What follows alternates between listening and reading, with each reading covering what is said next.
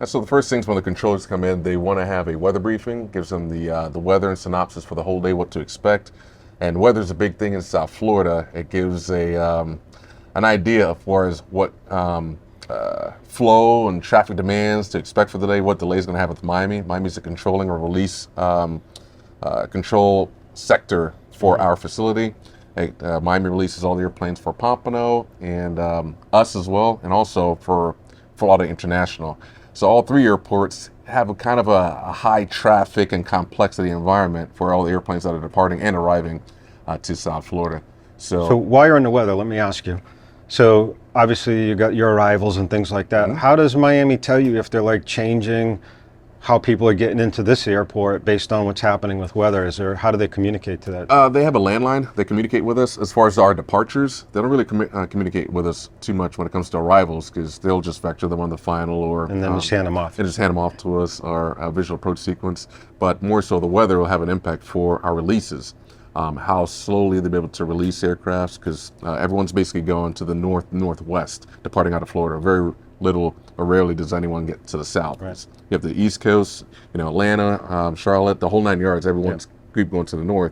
And you have Miami, Opelika, Fort Lauderdale International, us, and like I said, Pompano, all are going to the northwest. So weather plays a big impact. If you have a weather line that's going throughout the center of the state, they only have a certain amount of airplanes through Jacksonville and et cetera that's going to be able to flow through that, diverting through weather. So weather, like today, it's probably going to be slow, releases, a lot of complexities. So they get all their SIGMETs, their emits? Correct. So I'll click an example of what a typical controller will do as far as when they come and they start it. For the Miami CWS, you say it's September 27th, 2023. The current student time is 9:35 Z, and this is your 1 minute. So this is where all areas, what tornadoes to expect, any flow or what the weather segments or visibility, PIREPs are required. This all encompasses within this two-minute briefing. Okay, so this automates as he's talking and he's running through the whole, so it's like a whole presentation. Correct, yeah. For about 2 minutes or so is the typical, this one's 2 or 3, typical weather briefing for the entire day. Okay. So let's let it play for a couple seconds so you have a little idea. There is also a service drop right along the East Coast, and that service drop is helping trigger some. So I'll fast forward a little bit. So that's more pertinent to us. So is this the same briefing that pilots would get, or is it different? No. So it's different. This is from our Miami Center. So we have specific weather personnel at the Miami Center that does a briefing. It's done 3 times a day for every 8-hour shift. So is this briefing specific for controllers? Like they talk language differently than a pilot would Correct, get? yes. That's really cool to know. It's not different language. It's similar language that any IFR pilot should be, or any pilot for that matter, should be used to, but it's a little bit more specific. It gets a little bit more technical as far as what sectors to expect and what certain airports can expect for delays, flows, and requesting PIREPs, like I said, to pass on. Okay, that's interesting. So how about getting briefings on maybe incidents that happened maybe anywhere, F-35 went down, or is there anything that gets flowed back to an educational standpoint to controllers? Not necessarily. That's kind of a tricky question to answer, because it's not really something that doesn't really affect air traffic. We won't, unless it's a controller error or anything like that, we'll get past as far as what situations to avoid.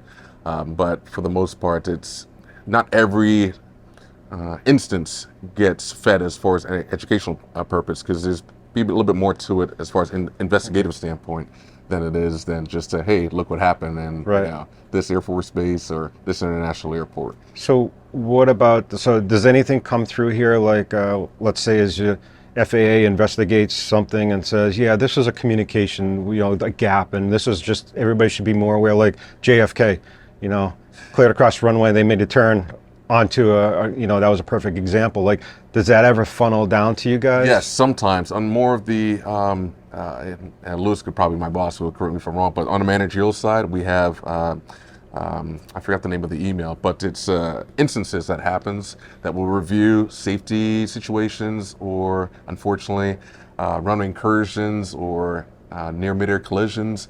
So we all get that to review and kind of could teach that in a teaching standpoint to our controllers when we're in the operation, like, hey, don't do that, because, and we talk about it after, hey, because this can happen, or this can, and some controls might be more curious as to why it happened, or they just might see the conflict and not question you about it. So, okay. Interesting. So that's at a national level coming Correct. down from the FAA. Correct. Now, how about locally here? Are there another level of briefing of specific to this airport?